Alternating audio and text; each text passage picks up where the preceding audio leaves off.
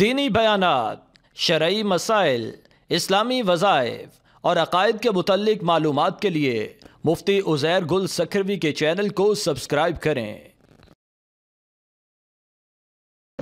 بسم اللہ الرحمن الرحیم۔ آسان درس قرآن آج شروع کر رہے ہیں۔ فرمایا کہ یا ایھا الذین آمنوا لا تقولوا راعنا وقولوا انظرنا واسمعوا وللکافرین عذاب علیم۔ اے ایمان والو، تم نہ کہو راعنا اور کہو انظرنا، اور سنتے رہو، اور کافرین کے لیے عذاب ہے دردناک۔ ما یود الذین کفروا من اہل الکتاب،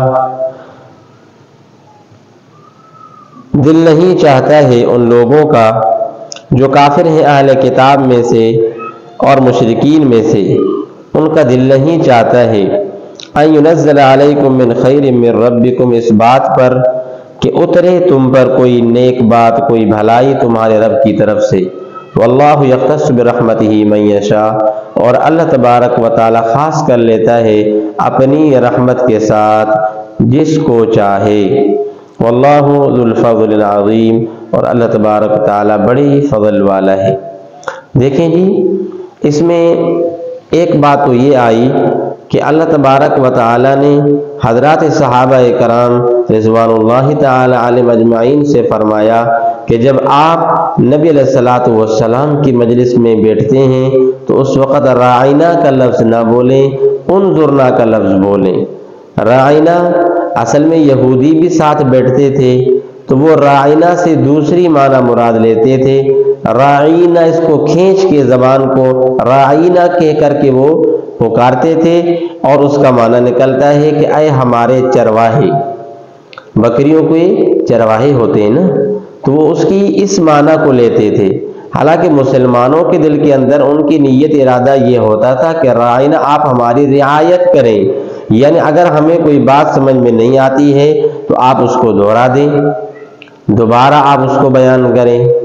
اس لیے اللہ تبارک و تعالی ارشاد فرمایا کہ راعینا کا لفظ نہ بولیں، انظرنا کہ آپ ہم پر توجہ کریں۔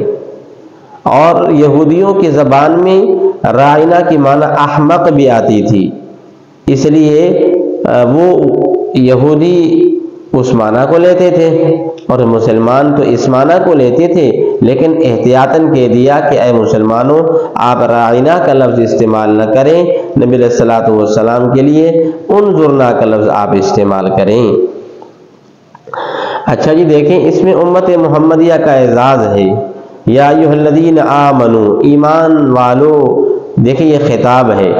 88 جگہ پر قرآن مجید کے اندر مسلمانوں کو، امت محمدیہ کو اے ایمان والوں کے لقب سے پکارا گیا ہے۔ یہ اس امت کا انفرادی اعزاز ہے۔ تو یہاں بھی اسی طرح پکارا گیا۔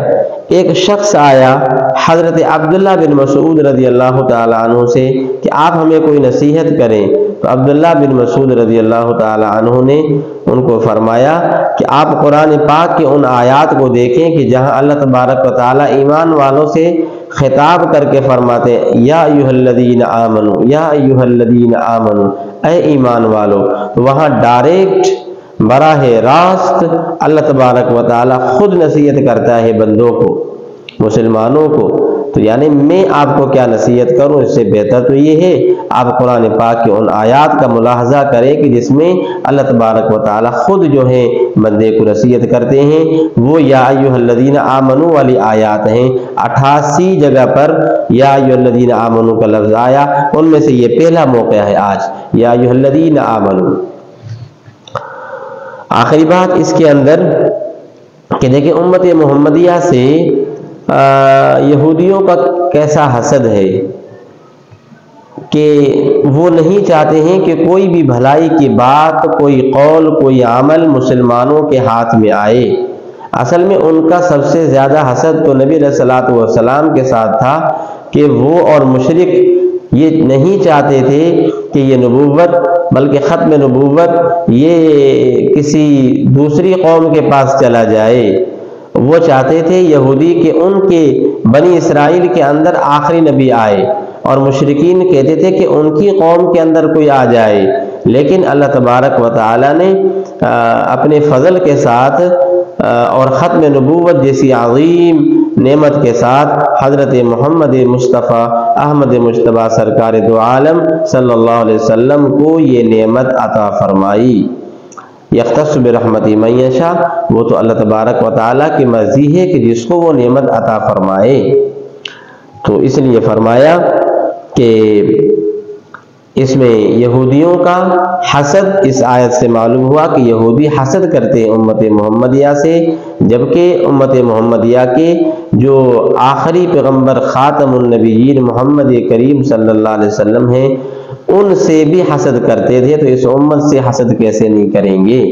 بہرحال یہ چند باتیں تھیں، یہاں تک اللہ سے دعا ہے عمل کرنے کی، سمجھنے کی توفیق نصیب فرمائے۔ آخر دعوانا الحمدللہ رب العالمین۔